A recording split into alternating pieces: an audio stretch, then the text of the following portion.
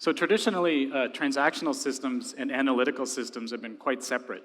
But databases are now being decomposed, as well as transactional systems are being decomposed, using tools like object storage, open table formats, and embedded tools for data processing.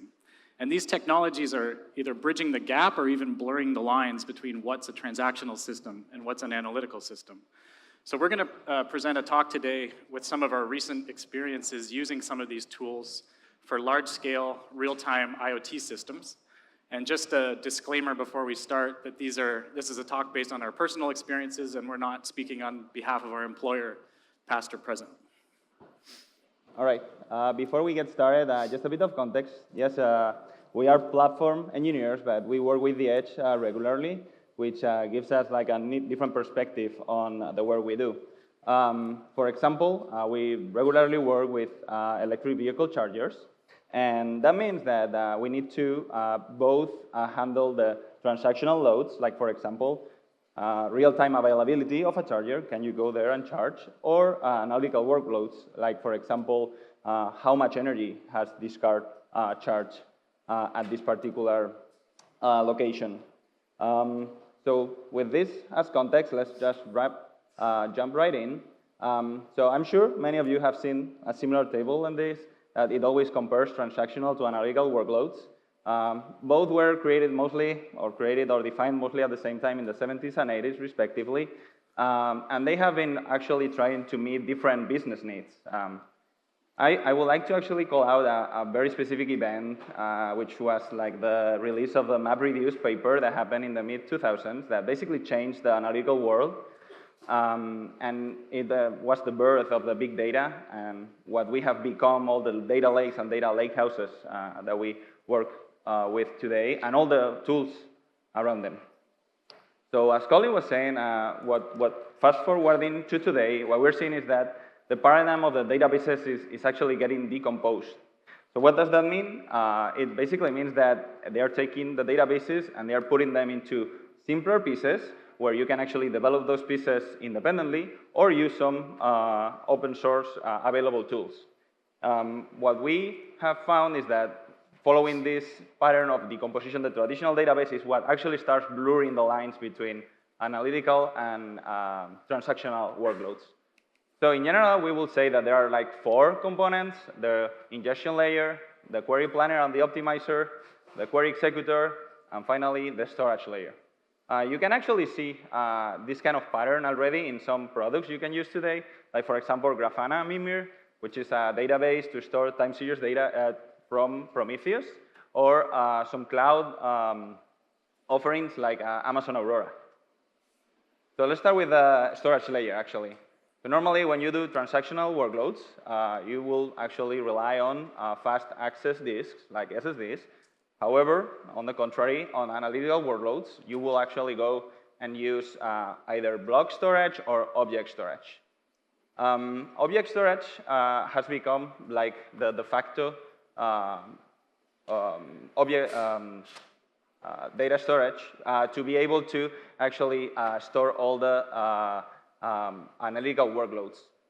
It has become more prevalent than the block storage because block storage has some limitations on scalability.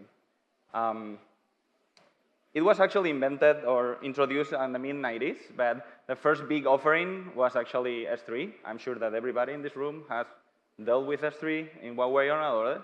And S3 was actually released in 2006, but shortly after, many other cloud offerings and many other storage companies offer similar products, right? The important thing is that since AWS S3 was the first one, they actually were the ones that were defining the language that the object storage layer was gonna use.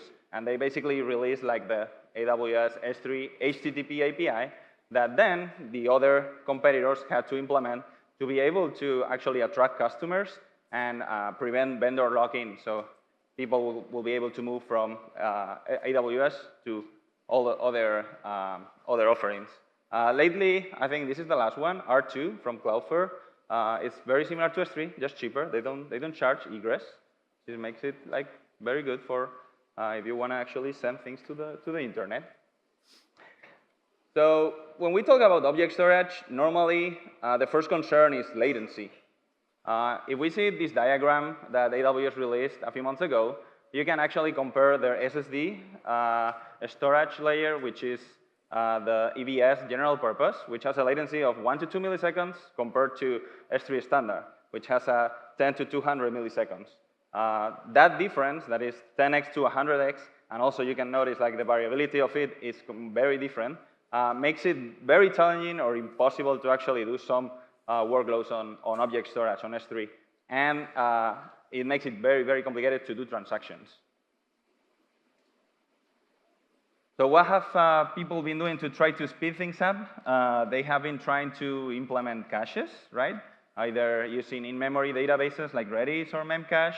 They have been putting reverse proxies in front of the object storage, like, for example, Nginx or Traffic, where basically it will cache your request, and if it sees it again, it just returns the cache version. And lately, there has been like another approach of optimizing the clients to maximize throughput. Also, a few months ago, AWS released what they call the AWS Common Runtime, or AWS CRT. It's a client to actually download files from S3. It's written in C to reduce overhead as much as possible, and it tries to download files in chunks in parallel, trying to saturate the network to be able to reduce the latency overall. All these three are actually helping to speed up reads, but speeding up writes is actually very complicated.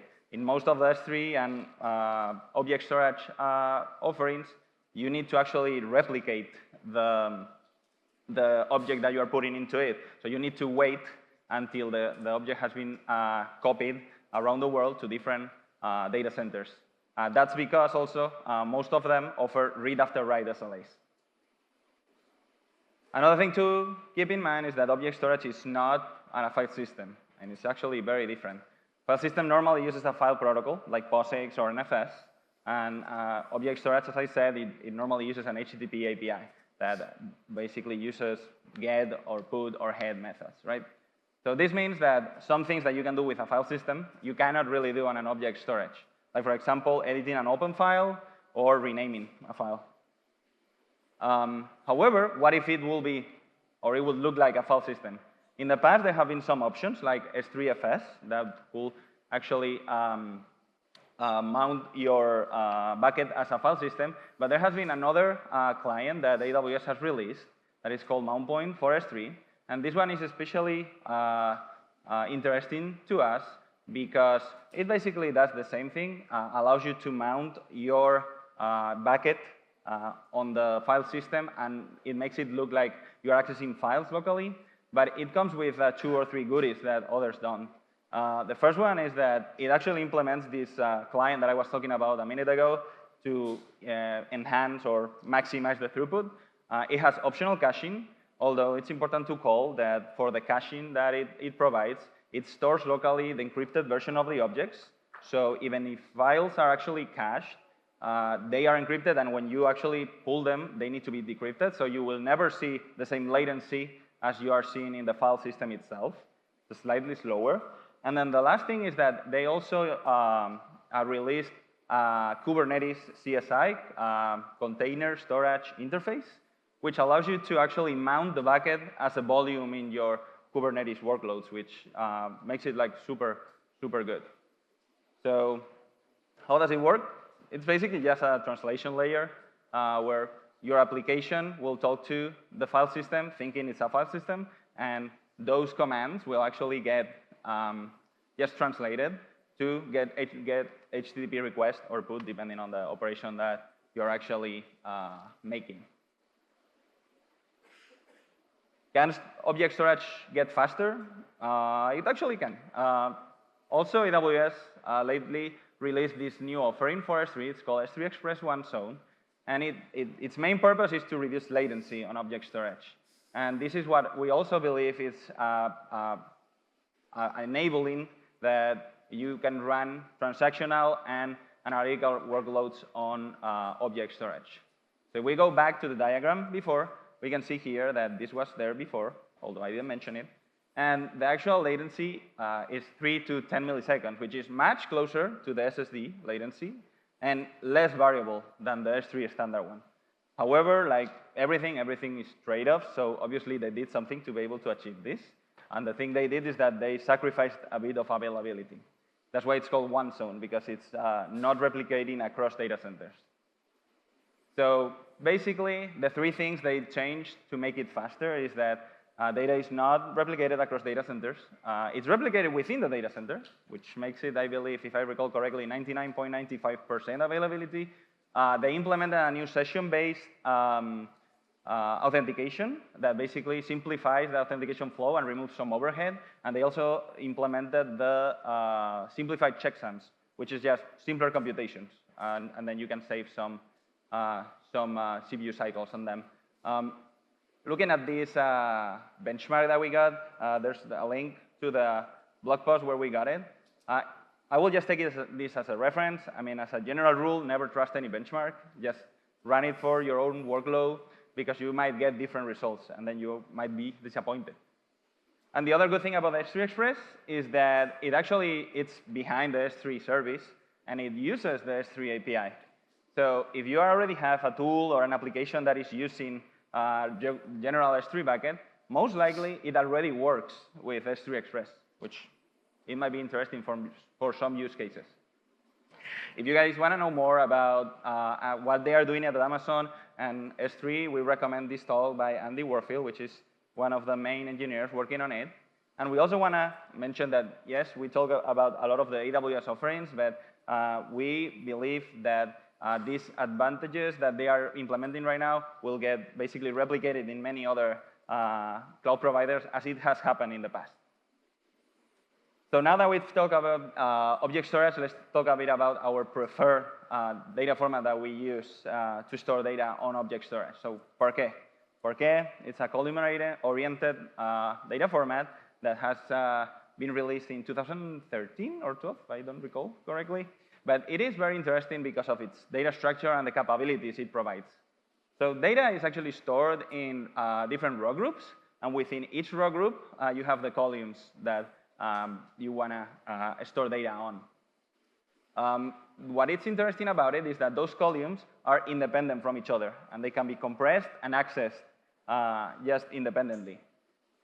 How do you know where those columns are in the file? Then there's this metadata part of the file that tells you exactly which byte ranges contain each of the row groups and each of the columns. So when you combine a sorted data set with this data format, is when things get really interesting. For example, imagine that our data set is sorted by time, and we know that we're doing a query that we are actually trying to get a timestamp that is between those two values in the range. We know then that the values that we're looking for are in row group 1, and we don't really need to go to row group 2. So we are already saving time downloading and processing data that we will basically throw away. Those are actually called min-max filters. There's also another filter that was implemented. It's called Bloom filters, which actually gives you the opposite result. The Bloom filter tells you, is the data that I'm looking for probably yes there or definitely not? If it's definitely not, then you don't need to actually visit that column or row group. If it's probably yes, then you should actually visit it, but you might not find the data you're looking for. So it doesn't give false negatives, but it could give false positives. And finally, Parquet actually is a really good combination with object storage, because you can do byte range get queries, where you can actually just extract a part of the file and download it from the object storage. This makes it very good if you have like large Parquet files, probably like in a regular data lake, these files will be over 100 megabytes. But you don't want to download 100 megabytes if you're not really looking into all that data, right? So you can actually pick and choose which columns and row groups you need and just download those. As a disclaimer on this, normally object storage charges money in two ways: the amount of time that you have the bytes stored in object storage, and how many times you actually access the S3, well, the API to get your object. So if you have like a many column Parquet file with many row groups, maybe the number of GET requests that you're doing is going to explode, and you might get like a surprise at the end of the month in your bill. So just keep that in mind, because it can get problematic. And the last piece of the puzzle is like, how do you know which Parquet files to actually use? So since the introduction of Hadoop, there was like this notion of Hive tables, and Hive partitions. But lately, there's new offerings that actually try to expand the concept of only partitioning, and they're trying to take it to the next level, which is like data management, schema evolution, partitioning, and all that. And the three of them right now, it's like Data Lake, Iceberg, and Apache Hudi. Okay, so Héctor has covered how data systems are being decomposed using object storage and open data formats. And now let's take a look at how embedded technologies are being used to blur the lines in the decomposed world. So this is a diagram from Databricks, referring to their IoT platform. And it illustrates how data processing in IoT, manufacturing, and other industries has typically been fairly linear. So you have sensors and data collection on the left-hand side. You have transactional and analytical processing on servers or in the cloud in the middle, and then you have data presentation on the right. But tools for embedding transactional and analytical workloads are kind of changing this landscape. And one of those tools is SQLite, which is an in-process SQLite database for transactional workloads. And SQLite's actually been around a long time, 24 years. This was their first website back in 2003. And this is their website now. Not much has changed, still pretty simple.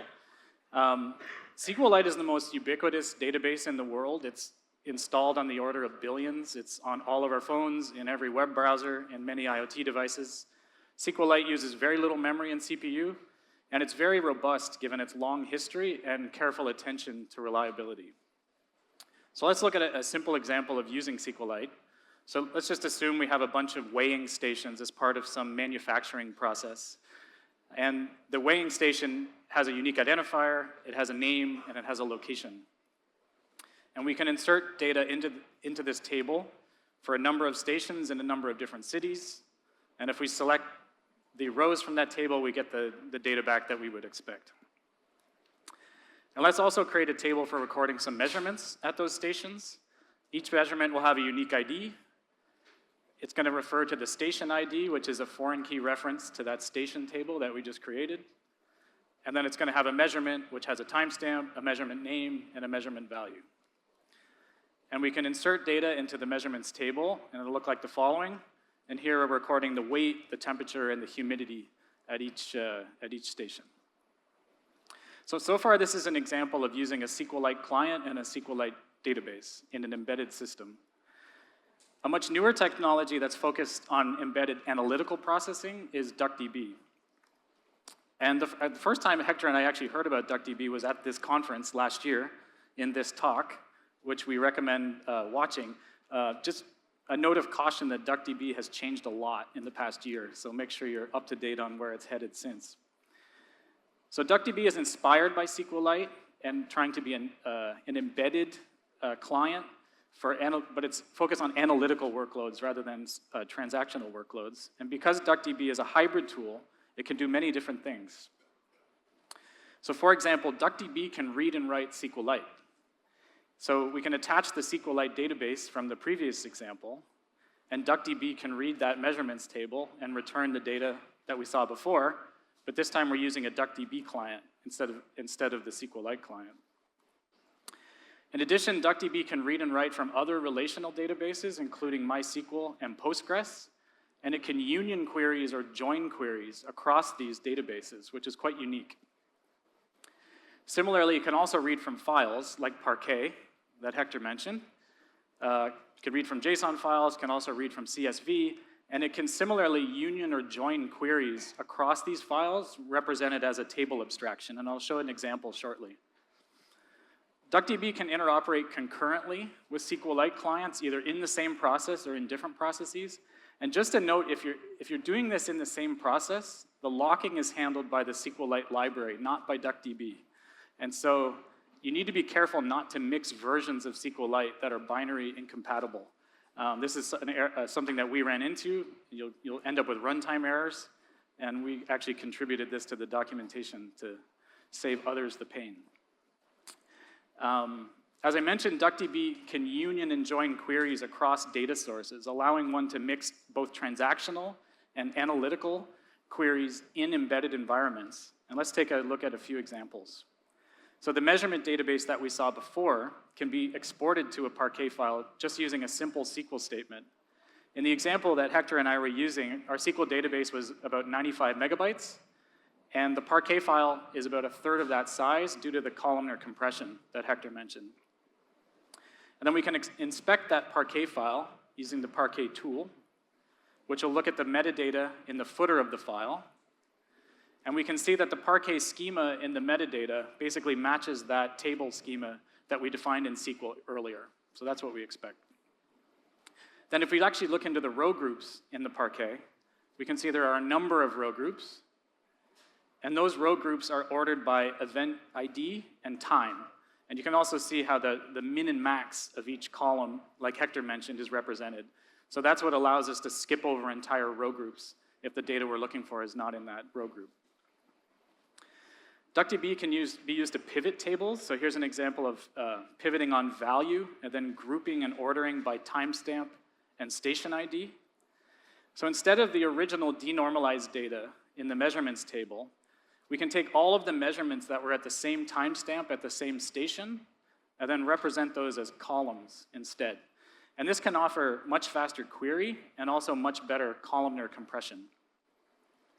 And all of these things can be combined together using DuckDB. So here's a SQL statement that's going to both pivot and export to Parquet. And this pivoted Parquet file is about half the size of the original Parquet file and about 15% of the size of the original SQL database. And that's due to improved columnar compression in this format. And if we go and look at the Parquet file again, we can see that the schema now has the measurements as the columns, different than before. And if we look at the row groups, they're now ordered by time, so we can make efficient time queries. DuckDB can read back the data in that Parquet file, and we get the data that we expect, that we saw before. A unique thing DuckDB can do is called globbing, or you can use wildcards to read across multiple files. And you can do this on the local file system, or you can do this against S3 compatible object storage over HTTP. And you can also combine these, so you can glob across files locally and in object storage by providing a list of targets. And globbing is really powerful when combined with Hive partitioning, because the actual size of the data set could be many gigabytes or many terabytes in size, but DuckDB can potentially process and query very quickly and using very, very little RAM, even in a constrained embedded environment. So with this partitioning, here's an example of DuckDB being used to do an efficient aggregation, the sum of the weight, from a set of Parquet files, but restricted to a certain time. The DuckDB explain analyze is really useful because it'll provide performance and statistics for these queries, and this is a good way to peek inside your query, see what it's doing, and optimize the query. So just zooming in, I know that's hard to read, so zooming in on the statistics at the beginning. This is a Parquet file that's many tens of megabytes in size, but it's only performing 5 GET requests, and it's only transferring 1 megabyte in order to satisfy the query. So basically just the data that it needs. And this can save a tremendous amount of cost, and it also increases performance, like Héctor was mentioning. DuckDB can be used to do joins between transactional data and analytical data, so this is kind of that blurring. One thing to note is that DuckDB won't necessarily use SQLite indexes in some cases, preferring table scans for performance, and the reason for doing that is described in detail in their documentation. So here's an example query, computing the sum of the weight from the Parquet, then joining on the transactional data in SQL so that we can filter the location by name, and then selecting only the data from a certain time range of interest. And this can be, this query can be handled in a memory-constrained embedded environment. So something that confuses people is so far we've only seen DuckDB used as an analytical client. So why is it called DuckDB? In other words, where's the database? So DuckDB can also be used as a database. It has its own file format that has columnar compression. It's fairly simple to create a database just from a query. So this is creating one from a Parquet file.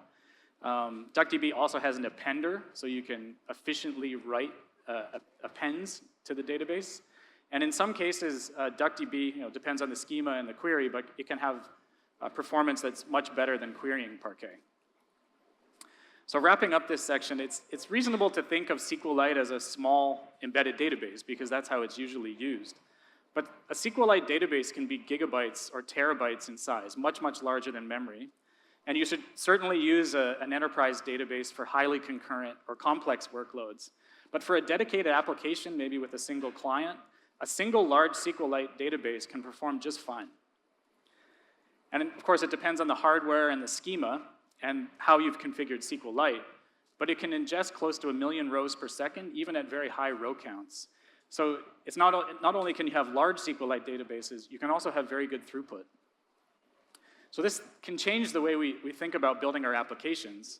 And instead of shoving all of our IoT data through message brokers and into common databases only to pull it all apart again when we query it, we can consider keeping a database per entity, or storing more data locally and taking a local first approach, or even as a more complex digital twin that carries more of the data for the entity. Now, Héctor and I don't have experience using these Cloudflare tools, but Cloudflare D1 uses SQLite, and it can also be integrated with Cloudflare workers for kind of entity programming. And this is an interesting way of decomposing the programming model, and especially interesting if combined with object storage for long-term retention of analytical data. So let's return to that diagram from Databricks that we saw earlier. And with these technologies for embedding hybrid transactional and analytical workloads, things no longer have to be so linear, and we can kind of get rid of that arrow that's along the bottom, because we can embed these workloads into microcontrollers, or gateways and servers, or we can run them in the cloud, or we can even embed them directly into client applications for very fast local transactional and analytical data processing. Finally, we've talked about object storage, SQLite, and DuckDB, but we want to emphasize that there are other tools to kind of follow the same paradigm. And in particular, we would like to call out this talk by Andrew Lamb, where they actually explain how they redesigned Influx DB 3.0 to follow the decomposition pattern and use tools like Arrow, Data Fusion. It's a really, really good talk. So what are the takeaways from this talk? So object storage is simple, portable, incredibly reliable, and cost-effective. Object storage is becoming fast enough to support both analytical and transactional workloads. Hybrid transactional and analytical workloads can be embedded in any environment, as we saw, big or small, local or remote, edge or cloud. And transactional systems are being decomposed, and they're being decomposed through object storage, open data formats, embedded databases, and these embedded data processing libraries. If you're interested in chatting more about this, please come talk to us. Thank you so much.